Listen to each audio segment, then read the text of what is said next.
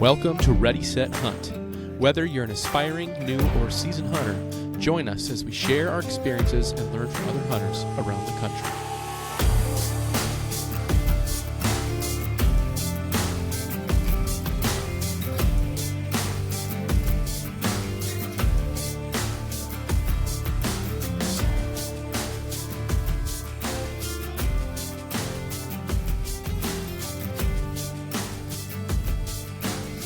On whitetail would be pretty intense.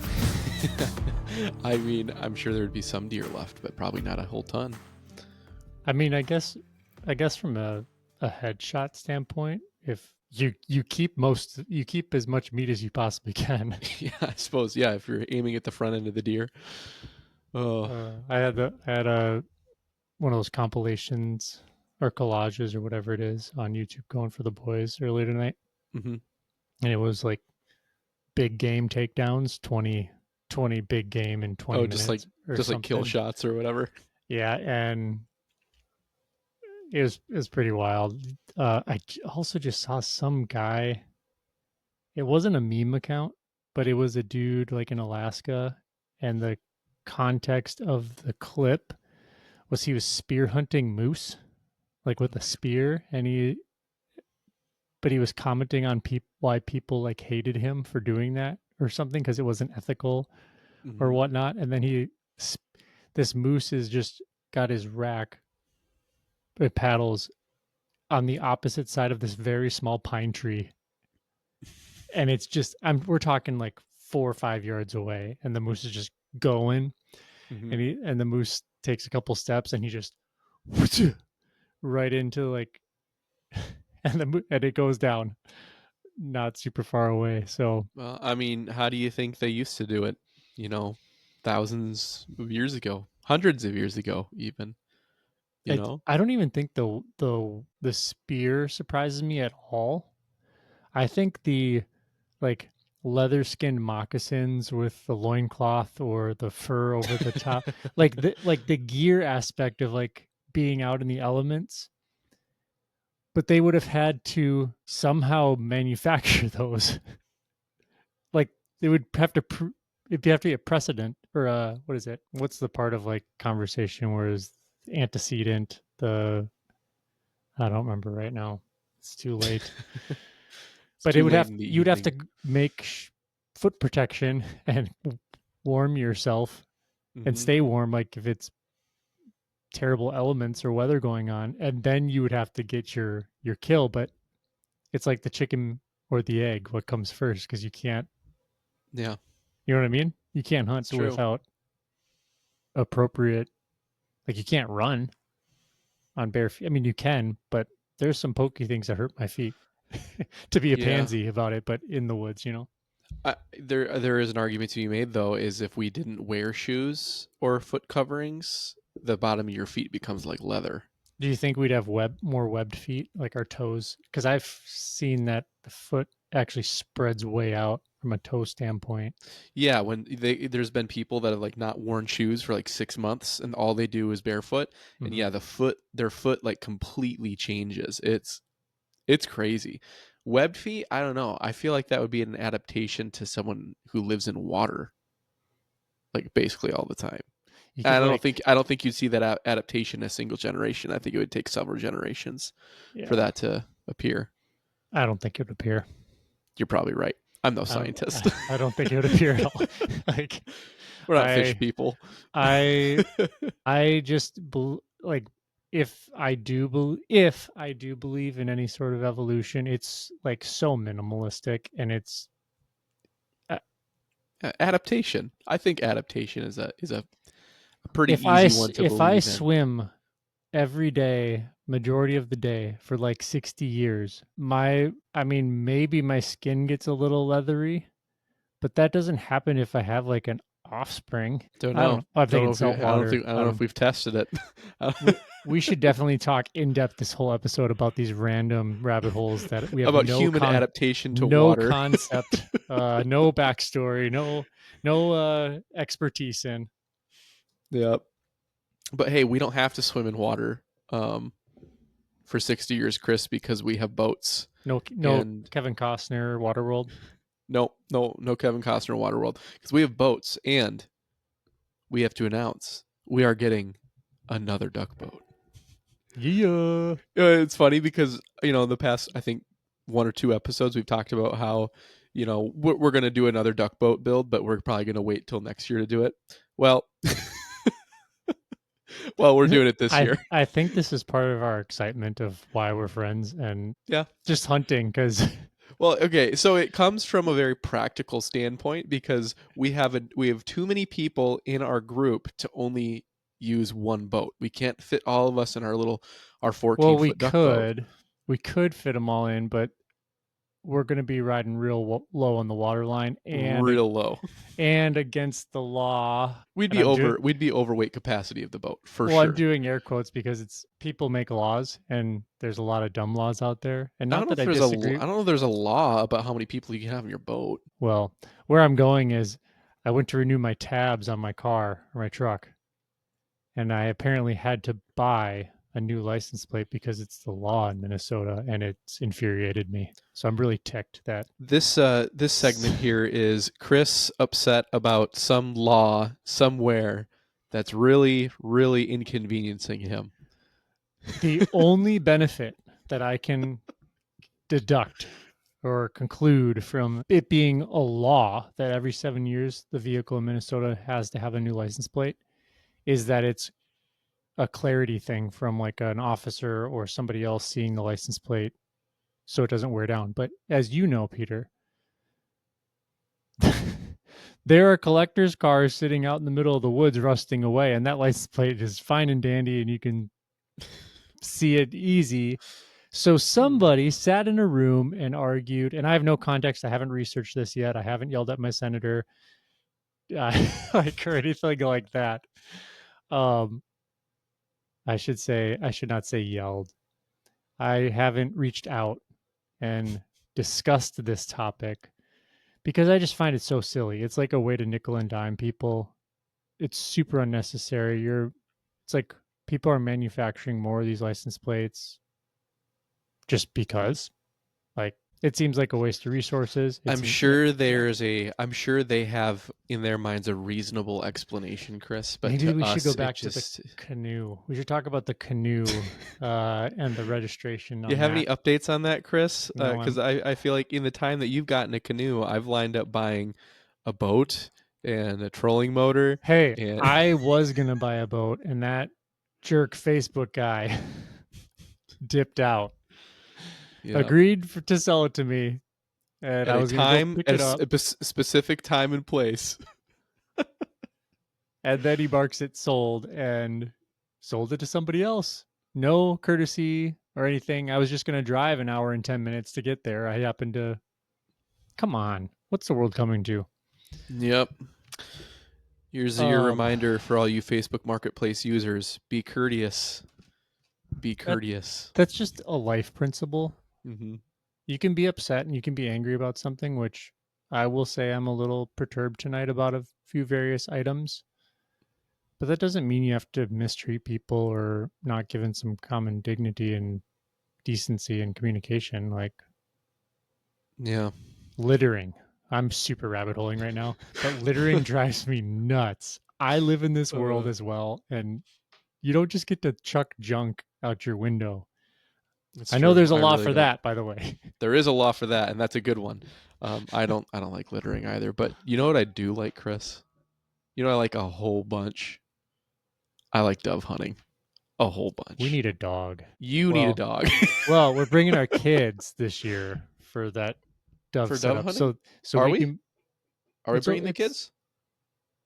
it's. Oh, we're not bringing them teal opener. We need to talk about this, Chris. Time out. We're not. Sorry, I'm messing up. Duck opener and teal duck opener with dove hunting. Yes, Sorry, we are not bringing the kids dove my hunting this year. mistake. That is a big mistake. I was like, whoa. So When we're did we back to the agree to dog. this? We need a dog. You need a dog. I want a dog someday. I'm not in a season of life right now where having a dog would be a good thing for me or my family. I'm on that same boat. Boat.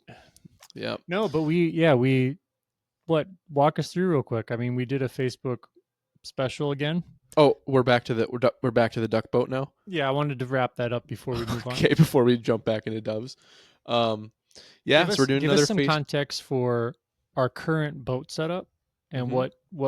what you put together on it for being out in the water and the utility of it, and then you can get into the duplication side of why we bought another boat. Yep. So last summer we bought a 14-foot Alumacraft V hull boat. I don't even remember what year it is, but I got it on Facebook Marketplace. It cost I think it was $250 for the boat and a trailer, which is a great deal. Um, and the vision for this boat is we just wanted it to be a boat that we can launch into local small lakes, ponds, that kind of stuff, just to kind of scoot around, just essentially get it so we can have better duck setups and we're not so limited to just shore hunting, because that was what we had been doing up to that point. So anyway, I got this boat for $250 and set off onto essentially making it a pretty slick setup. I'll just kind of do a really quick rapid fire list of everything I did. So I bought a trolling motor, 80-pound thrust on Facebook Marketplace for $80, which is a killer deal. It's a Minn Kota. I get batteries from my work for free, 12-volt batteries, and so the trolling motor is a 24-volt. So I just have two 12-volt batteries together, put them in a battery box. I painted the whole boat, Not new and batteries; they're they're used. used. They're Yeah, used, but they do the trick for our purposes. Painted the whole boat solid brown, and then spray painted camo patterns on it using stencils. On the inside, I used EVA foam mat for the flooring, but I also did make a plywood floor, a marine grade plywood floor, to make it flat in the bottom, since it is a V hull, so it naturally has a curve to it. So with that plywood, makes it nice and flat, nice to stand on for when you're standing up to shoot ducks. And that, yeah, I put that EVA foam on there, so that makes it so it's not slippery. It also kind of protects the wood a little bit. I also put that EVA foam on the seats as well. Um, then I also put on 4 floodlights, 2 for each side, so that way when we're setting up decoys and when we're motoring in the really dark hours, we're able to see what we're doing, see our setup and everything. And then on the inside of the boat, I put LED strip lighting, which there's like 400 color variations. You can even time it to music if you want on your phone. But mainly we just do that so you're able to see inside the boat when we're motoring out, and see each other, see what you're doing and everything, because it's dark, and that way you don't have to rely so much on headlamps, it's which is really super nice. nice. It's Um, it. You did a really great job. Thank you. And then to keep it legal, we did do running lights on the bow, and then a light on the stern, in order to make it water legal after or before and after shooting hours. So and then I built a little blind system on it, which we're modifying a little bit for this year.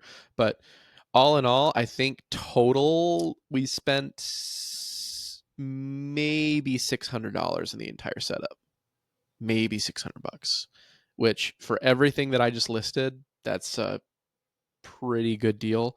All the lighting are on remote systems, so it's all wireless, which is awesome. Um, and that 80-pound thrust trolling motor, it gets going pretty good, pretty good. So good for duck hunting. I wouldn't take that boat on a river. I mean, I'd take the boat on the river, but I would need to put an actual outboard on it. I don't think it would be smart to do that with a trolling motor, since you're going to be working against currents. But Mm-hmm. so maybe we'll get an outboard for it in the future if we want to do some river hunts. But for what we're doing now, which is mainly, like I said, small lakes, ponds, sloughs, that kind of stuff, it does the trick.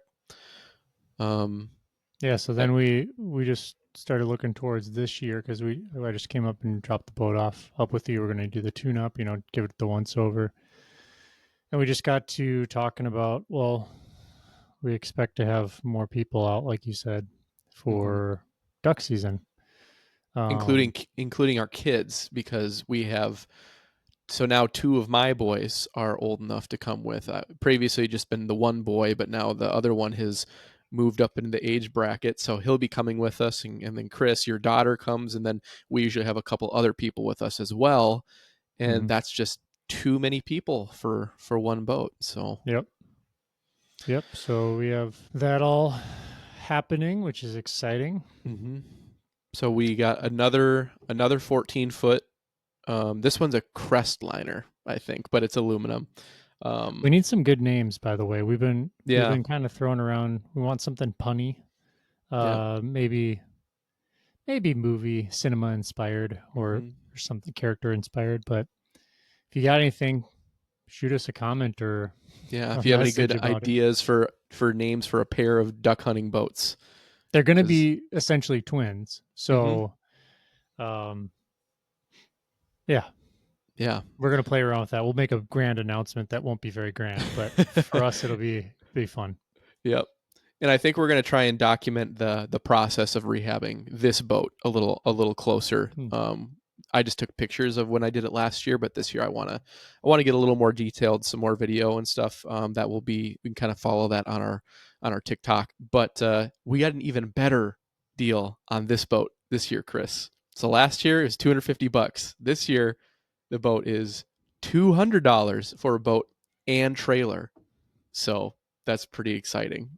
Mm-hmm. Pretty exciting. And I think we'll There, probably get the trolling motor for about the same. But yeah, it's exciting. We'll get it mm-hmm. all dialed in, and probably not all up to speed, but for this season, but we'll definitely Yeah. get our skeleton of our blind set up on there and Yeah. It painted won't and be all that quite good. as luxurious as boat number one Ooh, I this think year. we're onto something.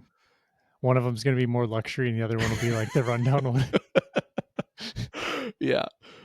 It'll have some of the basic amenities, but it's not going to be quite as posh as the other one, if you could call it posh. But I think it'll have the LED strip light because that part's actually really easy.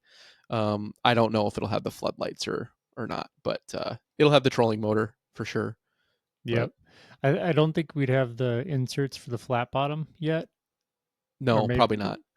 but we could put the foam on the benches to make it softer on the butt. That's not very hard to do at all. It doesn't really make it that much softer, Well, if I'm being honest. I think it's the thought that It's helps more me. that it makes it non-slip. I have the bonier structure. Okay, so every little padding helps go a long way for me. Yeah, well, that's if you're in that boat, Chris. Yeah, no, but we're gonna do early teal season, Mm-hmm. which is always a fun one to get out. And then we typically prep on this trip as well for our western hunts. So we're Mm-hmm. going out to Wyoming this year.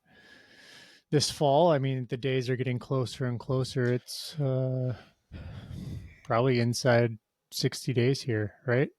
Oh yeah. Yeah. Oh yeah, we're definitely inside 60 days. So Yeah, that's pretty crazy. When you put it that way, I haven't actually thought of how many days it is, but yeah, it's less than 60 days. we're Jeez. looking at probably, let's see, that's We'll 30. actually, Chris, we'll probably be headed back from Wyoming in 60 days. We'll be on our way back. We're under 50 days, I Okay. think. Wow. Whew, that calendar, man, that thing just flies by almost Like as fast as a dove. I think I can pick this up real quick, but I have my calendar up here. So this is what like I always like, and then I got a projector slash TV set up. I always have something like entertainment going on here. Um I got my big screen set up here for work, which is like my centerpiece, and then I got my life calendar and all my appointments and The hunting and master everything. plan. I just I know I work off like Google Calendar and everything else through my phone, but there is something just classic about having a wall calendar where you're able to Mm-hmm. see everything, and I have all the days that I've already done marked like X'd off. So Yeah, it's the year goes fast. it goes super Um, fast. but yeah, we'll get out our rifles. We usually check our zeros as everyone else should before you get out on any of your firearms, and then shoot at distance. So Mm-hmm. that at 200, we shoot out to 5, but really that 2 to 400 is probably that western range That's that for us. realistic range for us. Yeah. And we'll do that. We'll get some pizza, hang out, have a good time. Cup of the two Conversation tree beers. catching up with the guys that if they do, depending on who shows up, and then we get out and do our topic now, dove hunting for That the was only a evening. 20-minute intro, Chris. Yeah, I mean, inviting people into our world. I'm not sure anyone is actually interested in what I have to say. Uh, just bantering and rabbit holing, but maybe they are. Maybe they're glued every week, and they're like, I can't wait till the intro. Oh, what is Chris gonna say The next? intro is so random. I love it. No, but man, dove hunting came about. We've talked about it before. We had a slow duck teal opener one year, but we had doves flying all over the place, and hmm it had never crossed our minds. But we Googled it there, sitting in the blind, and lo and behold, dove season. We had a small game license, and we're I like, think well, we let's. I think we just ran to Fleet Farm and got some lead shot. Yep, We yeah, just got some different shotgun shells. size 7 or 8 or whatever it was, and Seven and a then half, eight, yeah. came back and it was lights out. It was lights out that first year.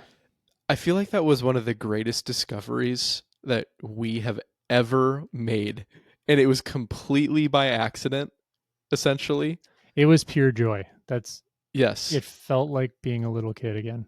hmm I honestly couldn't believe it. Like, I didn't know. I mean, hunting is fun in general, but I didn't know I could have that much fun in Mm-hmm. a individual hunt, and it lasted like an hour. The You know what I mean? craziest thing is that we also Googled, can you eat dove? Because we're like, we're not just going to go shoot random things. Right. And the answer was yes, you can make dove pop. Okay, let's do it. Dove poppers. Cool. We got out there and then discovering how easy it was to like field dress them or just, hmm pull the breast meat out of there. And man, it's one of I the mean, what year would easiest. that have been? That would have been the first year that Minnesota did the early teal season. So It's I think that gotta would have be been 6, 7 years ago. that was probably this is year 6 of dove. So 2019, I think it was probably 2019 the first time we hunted doves, and we have not missed a dove opener since, have we? We can't. I, It's I would mandatory. yeah, it's like it's seriously mandatory. Um, it's just so much fun. And to be fair, we have had a couple slower years. Um, the one year, I think it was the one year that was actually like kind of slow. It was the day when it was like 95 degrees out. You remember that? Yeah. It was so hot, and I just But think we also the birds just hunted weren't not flying. one of the openers. We hunted like second week or second weekend or something, Something and it like was that. not as good. Yeah. Well, and that goes to Or just the maybe it was nature of. duck opener. No, it was duck opener. We went out and tried to do it. That's what it was. Did we not do it during dove opener that year? I don't think so. I think we were either hunting out west or something. I think that's what it was. We were hunting out west. What season would that have been? I don't know. The nice thing is we have enough hunts under our belt Oh, you now. know what? That was Stuff's Nebraska. That was the year when we hunted Nebraska. which we should have brought our shotguns because it was crazier in Nebraska than it was Yep. where we go. Yeah. Yeah, that's very I true. mean, we were bow hunting for deer, hmm and this truck rolls up, and these 2 or 3 guys get out with a dog in the middle of nowhere, and we're like, "What's going And on?" start setting up these dove decoys on fences and And it was bonkers how many dove were down there. yep. It was pretty crazy. It was So, pretty crazy.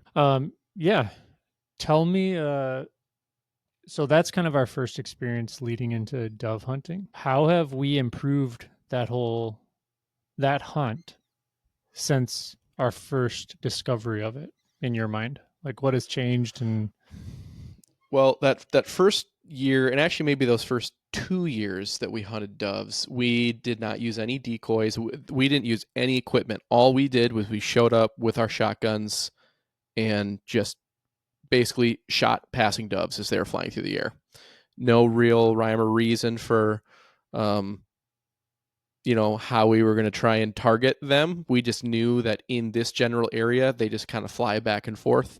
So the area that I feel like we should give context to the area we're hunting without giving away exactly where it is. It's on private land, so it doesn't really matter. But um, the area that we hunt is actually in like a gravel pit, like a gravel mining pit, that we have access to. And on either side of the gravel mining pit, on one side you've got a cluster of trees and then some water and then just agriculture land for as far as you can see. And on the other side of the gravel pit, there is just a huge grove, like probably, would you say 50 acres or more of evergreens, Yep. somewhere in that ballpark. Yeah, that And seems about so appropriate. with the gravel pit being right in the middle, it's actually very advantageous because in the evenings, which is when we've had the most success with dove, in the evenings the doves are coming from food and water, usually to the gravel pit where they will actually eat gravel so that they have gravel in their, in their digestive system to help them digest their food, and then they go and roost in the evergreen trees. So we have everything that a dove needs in the evening in one spot. And so that first year we went out there, why we were so surprised was that we hadn't really spent a lot of time in that area in the evening time and seen how many birds truly fly around. There were hundreds, maybe even thousands, and they were just flying overhead constantly. Twos, threes, one, big group, just constantly moving. So we were shooting so much, as it started to get darker and darker towards that, towards shooting light, we were shooting so much that the end of my shotgun started glowing red. It was unreal. We couldn't shoot and reload fast enough. And we didn't have a dog. We still don't have a dog. But I think one of the biggest downfalls to those first few years is we just would shoot at whatever we could, that whatever would fly by, and then between shooting we would try and find the birds we dropped, We which, learned really quickly that you couldn't like shoot at something flying and then shoot at something flying again and shoot at like you can't find your birds later yeah, because they because blend in so well. there's just enough grass length. Like it's not tall grass, but it's not short grass. Right. Well, And it's it's like a weedy mixture too, and the fact that very we're Very Wyomingish. yeah, if you were just to be dropped there and not told where you were, like what state you were in, you would probably think you're out west or something like that. It's like Yeah. the topography is like that, and even the vegetation kind of seems like that. With those Hmm. pines, it almost feels like you're in like a pinyon or juniper stand or something. Hmm. But because we're in that gravel pit, the ground is also brown and tan everywhere. It's not like it's bright green grass or anything. And so those doves, when they go down, even when they're just sitting in the dirt with just a tiny, tiny bit of vegetation, they just like disappear. Yeah. And So you so, have to keep your eyes on them as they're going to the ground and hit the ground mhm, and not worry about getting, another shot off unless it's falling in the open. Uh, right. and that's how we've kind of pivoted now because we've moved to an area of the pit where it's like truly open and Hmm. there's no grass. So the benefit to that is we didn't have any, dove decoys early on, and then we invested in some because they're pretty cheap They're actually really cheap. and Yeah. got some spinners with some Hmm. wings that spin and put those up and around. And man, the hunting we've equated them to little like F-16 fighters because Yep. they're unlike anything else bird wise that you kind of pretty much can hunt from I would liken them most to how they teal. fly. I would Well, liken them most. teal are very still smooth. Teal Yeah, do that. Doves are like like that's true. they Oh, you know change what? You direction know so what might be fast. you might be kind of similar to the way a dove Geese. flies. Yep, Yeah, geese. yeah, exactly. Geese. No, I was thinking kind of like some of our experience hunting diver ducks. Maybe, but they're still moving so much faster than doves. I don't know Uh, though. Doves can fly fast, man. right, Maybe but it's just hard because they're a smaller target, like but like, when those ducks are coming in, their wings are pattering, and I'm not talking about when they set their wings, but when they're doing mhm, flybys and stuff, those ducks are more smooth. Like they're more like roller coaster on a rail. And I feel, I mean, for sure, doves just can change directions so on a much. dime, Yeah, just just boom. instantly. So, there are Man, times they're where so you shoot. fun though. There are times when you shoot at a dove, maybe a slightly longer range shot. There are times that it seriously seems like a It's like dove the Matrix. dodges like it Yes. dodges your pattern. It's crazy. You'll pull the trigger, hear a boom, and that dove will just go whoosh, and Yep. get away unscathed. It's incredible. There's Um, been some doves that have the moves. Like they are Barry Sanders in the sky because you shoot, your three shells mm-hmm. and you've missed all three of them. You're like, what the heck? Oh, dude, we've had some like individual doves that have flown through our entire group, like All six five of guys, us, five or five or six of six us, guys, everyone everyone on shooting board, at this dove, and this dove is just not getting hit. which It's is really fun to experience. Like it's the opposite of being successful, but there's still some joy to it though. it's It's funny. It's like that guy deserved to live. yep, exactly. Um, But yeah, Chris, how have we improved? I mean, you kind of touched on it a little bit, but how have we improved the way we dove hunt? And for maybe someone who's never dove hunted before, what would you recommend as like first steps and just like important tactics to embrace and to think about when they're looking to getting into dove hunting? Well, man, it is about the least uh preparatory hunt that I can imagine. Mm-hmm. Outside of like fishing, grabbing a fishing rod and just throwing in a lure, that's probably what this equates to. Because you can, as long as you have a shotgun and some shells and you know where doves are, you can go sit, like you could sit on the ground like cross-legged Indian style, and they'd be flying right around and you could pop one. So Can I just make a quick analogy almost? Can I equate dove hunting to something? maybe, Dove hunting is like fishing for sunnies off the dock with a can of corn. That is the yeah, I'll give you that. I would say that's what equates to dove hunting, at least in the fishing world.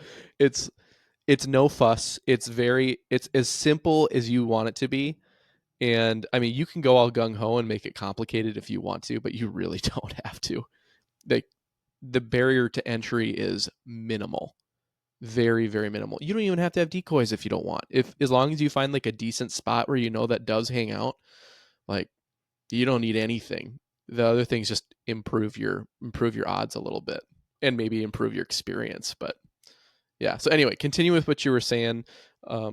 What's something that we've done that we've changed that has improved that we've seen improve our hunting success and our experience, and then what are some things that Yeah, beginners might want to take into a couple consideration? things come to mind. So first, we had no idea what we were doing outside of like these doves are flying everywhere. So Mm-hmm. it's more like just like you're saying, there's sunnies off the dock, and we can throw a hook in with some corn on it, and pretty much getting tugs on every single time I'm throwing the line in and pulling some out. We've also been on fishing trips where we find like a drop off where we're 100 200 yards off the shore, and there's some sort of ridge system that's just holding these huge panfish, Mm-hmm. and that's a different experience than the dock fishing for sure, Yeah. because the dock fishing is going to be the super small, typically sunnies that are there unless you have some deeper water. With dove, it being so easy at first, there wasn't a lot that was motivating us to correct anything outside of trying to locate Mm-hmm. them. So the first thing that we realized is we can't just, like I mentioned, shoot and we'll just pick them up later. We Right. were like, hey, I got eyes on that.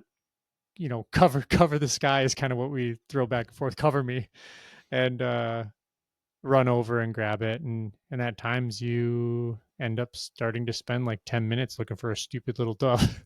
Yeah. And then Which is precious time because like the hours of when the action is hot, at least in the evening, you mhm, get like I would say in my experience the longest period we've had of like we've had some decent good action. times though.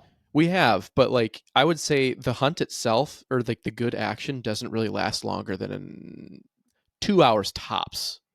Yeah, but there'll be hot spurts of like 10 minutes and you've seen 400 doves. Yep. Um, And then there'll be 5 minutes where you don't see a single bird. yep. It's just kind of weird like that. But It's anyway, fun. sorry. Continue. But that you're also that's a byproduct of us just not we want to recover what we put down. Hmm.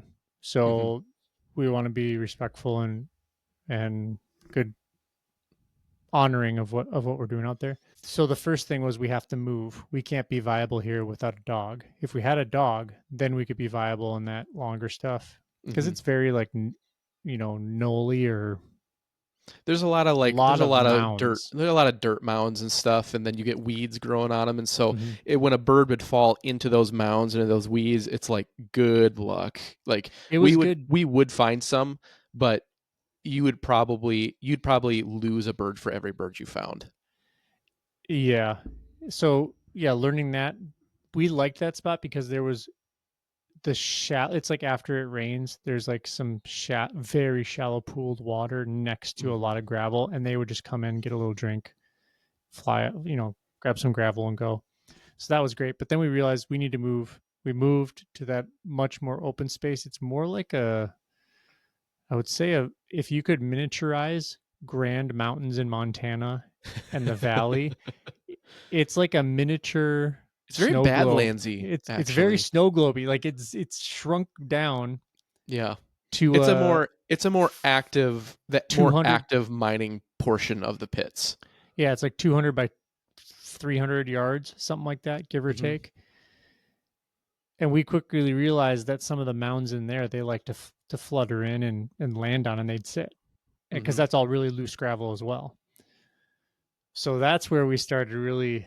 We've had some of our best times as well there because now we had kind of like established a kill zone, Hmm. and we modified at different times during different hunts, like got up high, right? So there's this gravel pitter that's active. You can hike up the walls of the pit and you can be up 4 or 5 stories from where you were on the ground. But you quickly realize that when you lose the horizon, you're kind of because we were thinking like if we get up high and they're flying down below us, it's going to be like you know, Like a shooting gallery.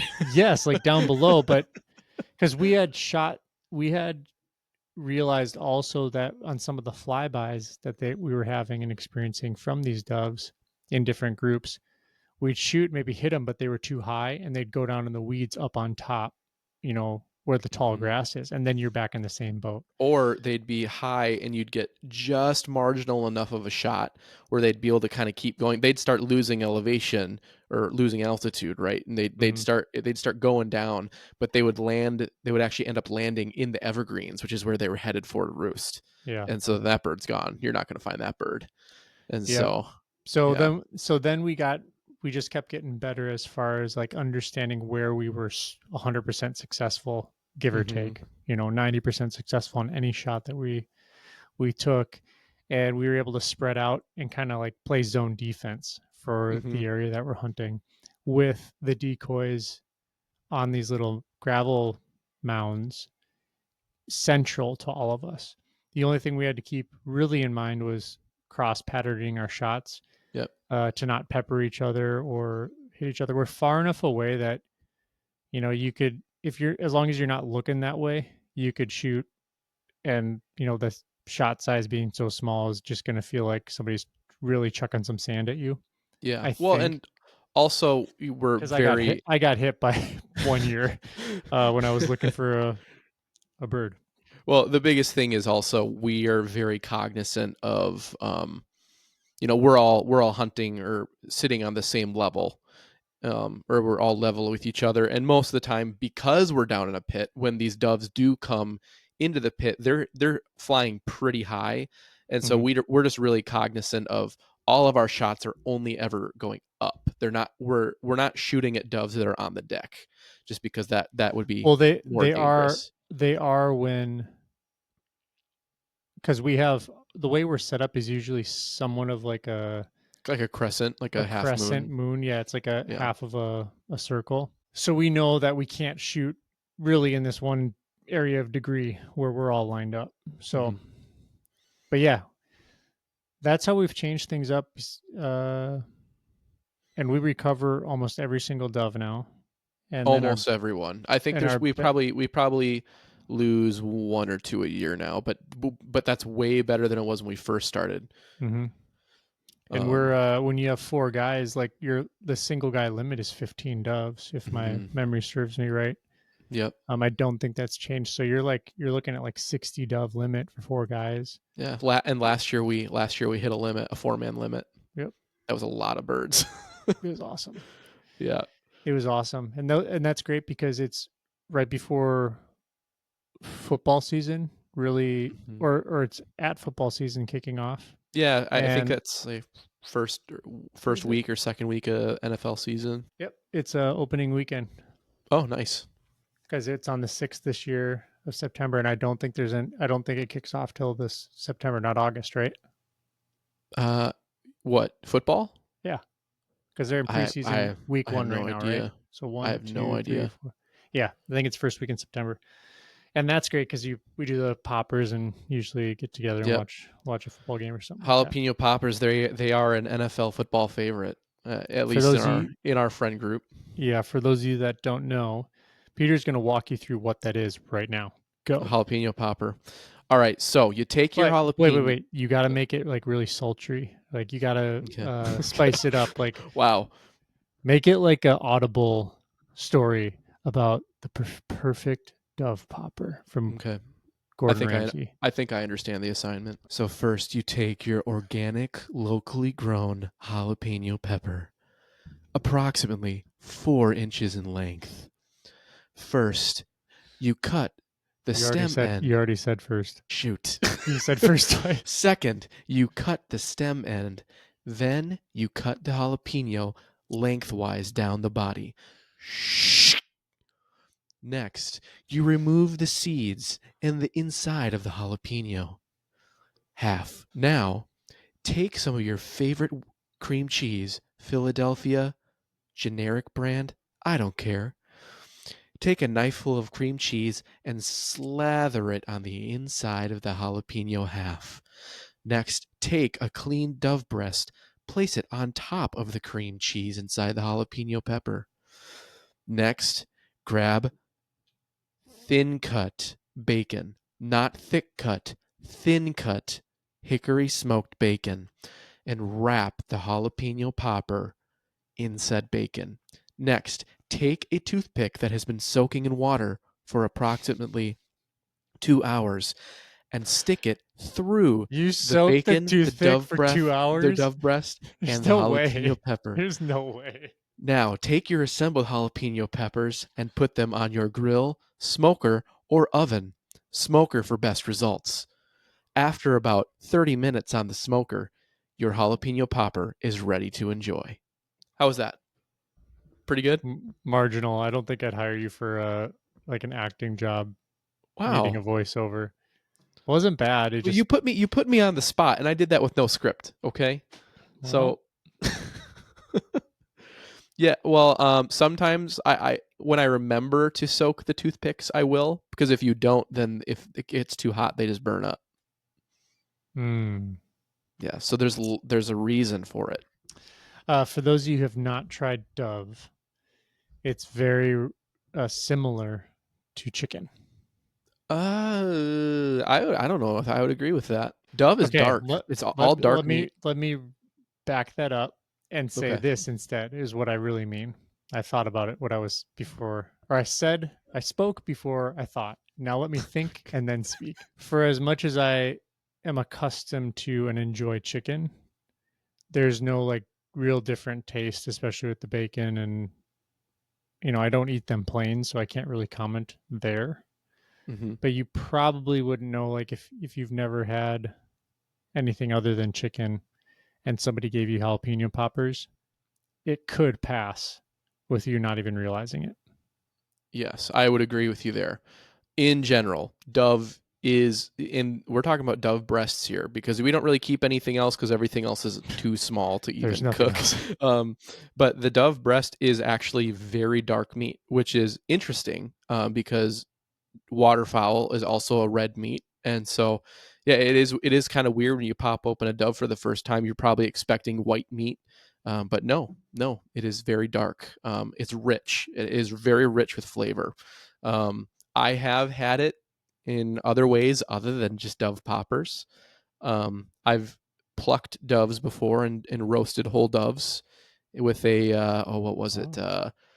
I think I made a blueberry barbecue reduction sauce that went on top of it, and it was excellent. It was Hmm. very good. It was very, very good. So Dove is wonderful table fare. So if you shoot a limit of doves, that's a great meal. Maybe two meals. Maybe two meals. They're pretty small, but man, they're so fun, and so it's well worth it. Why don't you talk a little bit about cleaning doves, Chris? Because since we're on the topic of food and eating, the actual cleaning of doves on a scale of like 1 to 10, how hard would you say cleaning a dove is? The hardest part about cleaning a dove is that it's so easy. The I hardest mean, part about cleaning a dove is that it'll make you hate cleaning anything else ever again. well, the it's really easy to pluck out the feathers, obviously on the underside, the breast side, Mm-hmm. but the feathers get everywhere once you get into the fattiness that Mm-hmm. sits This, right under that skin. yeah. So, but it's definitely not difficult if you just have a scissors. Um, you can dig right in, pull it back.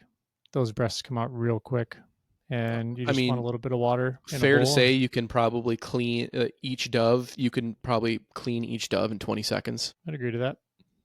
It's real easy. So typically what we do is you grab right on the breastbone, you get a hold of the skin, you tear the skin back. Then what I do is I just take my thumb and I feel down that breastbone until I hit the bottom of the sternum, and you'll feel where it gets soft.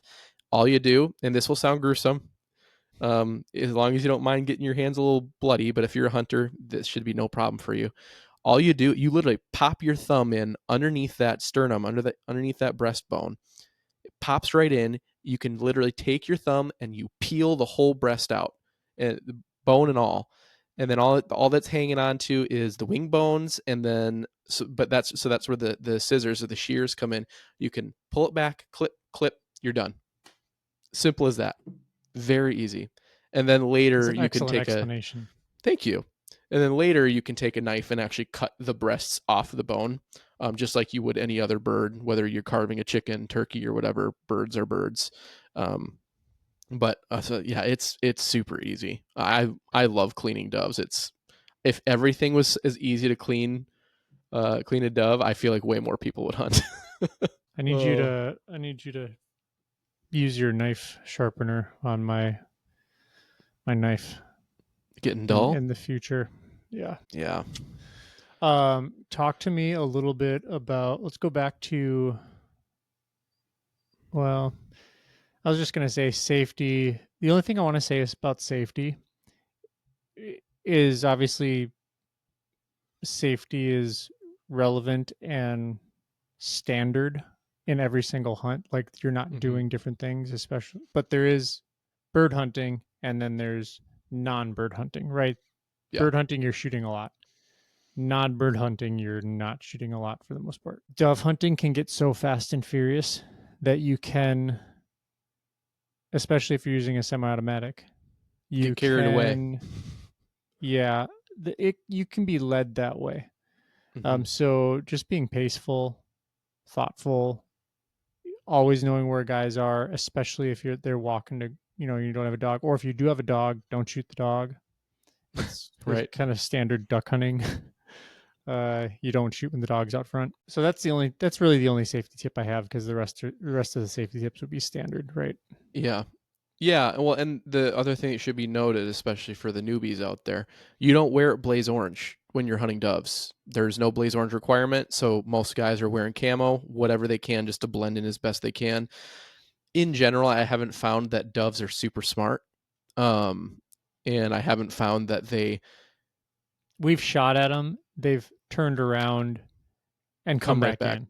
Yeah. Yep. So, camo. It's. I would say it's important to try and get doves to come in closer, but just even if they see you, they'll still fly over the top of you. So, but yeah, you're not wearing blaze orange, and so it is super important in terms of being safe. it is super important to know where the other guys are in your party. Make sure you're not shooting in that direction, and definitely making sure that you're not shooting like level.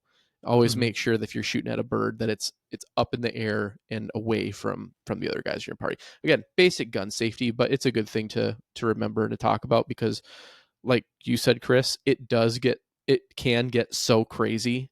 At least where we hunt, it might not be that for you listening, where you might hunt, you might not get quite the same amount of action that we do. We're just super blessed with that, but it can get super crazy that you just get so sucked in and focused to the hunt itself that maybe you lose track or forget where someone else is. So Mhm. um, last thing you want is to have a super fun hunt ended with really not fun circumstances because someone got shot. So anything we plan on doing differently this year, Chris? I can think of one thing that I want to try a little different this year. Well, we didn't talk about, so we can talk about like choke sizes. One Yeah. thing that I've been trying out lately, probably the last 2 years, is a long range choke. Mm-hmm. And I did hear a podcast, and it really just stuck with me, which is aim small, miss small. Like Mm-hmm. if you don't hit the bird, it's you didn't hit it. Versus like when you are using a long range choke and you get on a bird, the concentration of those BBs in there are going to hit it, and you're going to know you hit it, and it's going to die. Hopefully quicker. That stemmed from, and the conversation was the mid range when you're taking longer shots might spread out a little bit too much on that bird, and it might Mm-hmm. pepper the bird a little bit, like through the wing or maybe through the neck, and then like one BB, and then it's flying off into the distance, and you're watching it like go down, Mm-hmm. and then you're losing your uh whatever you're after as far as your game. Yeah. And I was surprised by the statistics floated in that. I don't remember what podcast it was, but the amount of birds that are lost every year is like, what is it, a fourth or a third of them that are actually shot or something crazy? It was something pretty high. I don't remember what it was. Astronomical. It was definitely surprising. I think that was specifically duck hunting though. I don't think it was Hmm. talking about other other types of hunting. I think it was specifically duck hunting. I remember what you're talking about. But Okay. how do you feel about that for dove hunting? Just taking in consideration that a dove is a small bird. I mean, we've Hmm. all seen mourning doves in our backyards, or just out and about. Like they're not big birds. So how do you feel about using a much tighter constriction choke on a smaller bird that does actually fly quite fast? Yeah, I don't think it's relevant for dove hunting because they just go down so easy. Yeah, And in general. Yeah. once they're inside like 40 yards coming at you, you're essentially shooting 30-yard shots all day long, Hmm. 20-yard shots all day long. Um, and even when you're stretching out to like 40 with that, when you hit them pretty good. They buckle Yeah. pretty darn quick. If you hit them good, they just and just go straight down.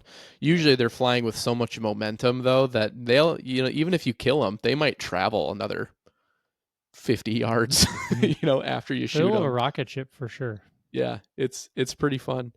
Um, so will you use probably a mid-range choke this year, or what are you Yeah, thinking? I'll be on the mids. Yeah, I'll probably do the same. And then for pellet size, what are you thinking? I usually do the 7.5, 7, Yeah. 8. Like I don't think I'm really picky. You don't with Um, dove hunting, you really don't have to be. Like yeah. you can go buy dove specific loads that like the box says like Magnum Dove or I'll something tell on you, if you there. get into the fives, I think you would blow that thing apart. Yeah, I probably wouldn't. I don't think I'd go any smaller than 7.5 or any bigger than 7.5. Yeah. Um, yeah, so I'm loading my own shells for my dove loads this year. And I'm going to be doing 7.5, and I'm probably going to be loading 1 1/8 ounce of shot per load. Some very, yeah, some a lot of the time when you see a box that says it's like Magnum Dove or like a Dove specific load or a heavy game load, they're going to try and pack more shot into that, which is probably going to be, you could probably only go about 1.25 ounce at the top end, which is a ton of shot for like 7.5 or 8. That's a lot of pellets. But with those heavier loads, the velocity is going to be a little lower on your shot, so you do need to take that in consideration. Maybe practice with it if knowing your leads and stuff like that. Um, but I have found that with doves, you really don't need much. I mean, if you're you can use a 28 gauge or a 20 gauge, and you're only shooting 3/4 or 7/8 ounce of shot, and that's usually plenty. So if Here's you're using one a 12 thing. gauge, that's even just an ounce of shot is plenty. Here's one thing that we haven't talked about, and that is Okay. brand new for this year. Okay. Our shotguns have red dot setups. Yeah, that's true. Yeah, you go, you talk about that. No, you talk about it. I'll just say we're piloting. I've talked about it for years about how I'd like some sort of red dot set up on my shotgun because I've noticed I have a when I get lazy as a shooter, and it does happen for the Especially happens average with Dove. It and for the especially average happens with guy Dove. like who doesn't shoot a lot. Like I don't shoot a lot at all. That doesn't mean I'm a poor shot, but the it's like practicing on the back. Like Kobe was great because he practiced more than anybody. Hmm. That's truly Kobe had the athleticism there, but he wasn't like the most athletic guy, and he was in the gym more than anybody else. So muscle memory plays a huge factor in your repeatability when it comes to a shooter. So I've just noticed that I tend to shoot over the bird. Hmm. Duck hunting, there are times when I visibly notice it. So I'm like, man, for years I've started to think about can I get some sort of like red dot setup that my eye feels more comfortable with that bead or reticle inside there that I'm not relying on getting my chin specifically Perfectly like on the. perfectly on it so my eye stays down the rail. Hmm. And lo and behold, Vortex comes out with A shotgun red dot. and I'll let you take it from here. Yeah, it's exciting. This is going to be we're going to be completely testing this out this year. I've never hunted with a red dot. I used this red dot turkey hunting this fall. Did not really have an opportunity to actually use it. But I did shoot with it, just kind of patterning and getting sighted in with my red dot. Um, but I'm excited for wing shooting. There have been some people that have been trying it, and they say that it can work great. The benefit of it is what Chris alluded to, is that with a red dot, as long as you can see the dot, wherever that dot is, that is where your shotgun is going to shoot. So even if you don't get, when you get your gun up to shoot at the bird, even if you don't get a perfect cheek weld, and even if you're not looking perfectly straight down the rib of the barrel of the shotgun, as long as that red dot is where you want that your pattern to go, that's where it's going to go. Um, Now the purists in the room, there's no purists in this room or in your room, but to all the purists listening to this, they're probably going to be screaming in their car I can or hear him at their already. computer screen saying, just practice more. Just practice more. You need to get better at cheek weld. I hear you. Which is totally true. You're But we're totally not right. professional hunt like And I skeet don't, shooters. and we hunt everything. And if we practiced enough to be excellent at, like truly excellent at everything we do, we would never hunt. We'd just be practicing. And so because we do everything, we can't do everything amazingly well. And so we wanted to try the red dot this year. The Oh, I can jump in real quick. mhm. It did also apply to turkey hunting because I had a turkey at 40 yards and shot over that stinking thing, and that Yeah. I was That was beating kind my of like a crack. That was kind of like a crack shot opportunity, though. You know what I mean? Like it just like you didn't have time to like it doesn't set up matter. on the turkey. It was straight on. Like I just didn't get my cheek onto the butt of the gun and my eye down on the rail, Yeah, and that's what really bothered me. So yeah, there's multiple applications here. We're gonna rock and roll and try it with some bird hunting and see how it goes. So continue. yeah. So to the purists, I hear you. you are right. You're 100% right. We're just gonna try something different. Deal with it. And so the red dot that we have, that Vortex, I mean, they made two versions of it. There's one that's just the very simple individual red dot, and then there's the slightly fancier version, which is what we got, and it has multiple reticles you can play with. A couple of the reticles are a circle with a dot in it, or you can just do the circle. And there's two sizes of the circle. There's a small circle and there's a big circle. And I can't remember the exact yardages. I want to say the small circle is, it's supposed to kind of replicate the rough size of a spread at 30 yards. And then the big circle, I think, is supposed to replicate your spread at like 50 or something along those lines. And the idea is that if, especially with bird hunting, which is where this gets super interesting, is if with bird hunting, if you are using the circle reticle, that in theory is supposed to be what your spread is like. And so you will be able to actually visualize your lead on a bird if you have a crossing shot. And as long as that bird, as long as that circle is on the bird's head at somewhere, in theory, your spread should hit that bird. Now, that's going to depend on obviously how far away the bird is and everything, but it will be, with the red dot, it'll be much easier to visualize what your spread is going to look like and how to lead your bird, rather than just having the individual bead In on a my shotgun. mind, when uh, the the setup that most intrigues me is the larger circle. Mm-hmm. I don't know if my eye is going to like that as much as the smaller circle, Right.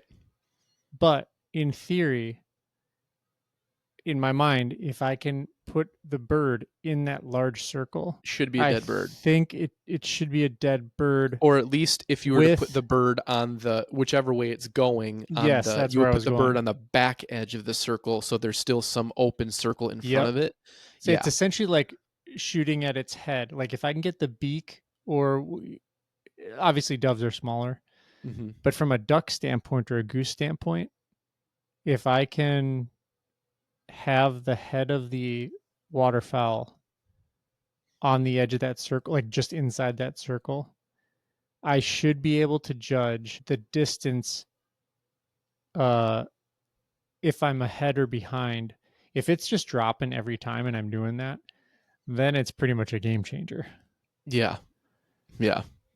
That's for sure. If I can discern if I'm behind or ahead on the individual, like the first shot, then it's also going to be a help. And what really gets fun is if something is, because pass by shots, like flyby shots, are still going to be the most technically difficult.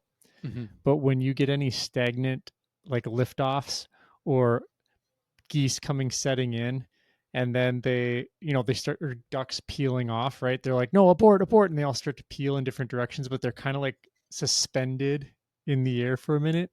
Yep. That's where I think that circle is going to be Killer. such an Quite excitement literally. time. Yeah. Yeah.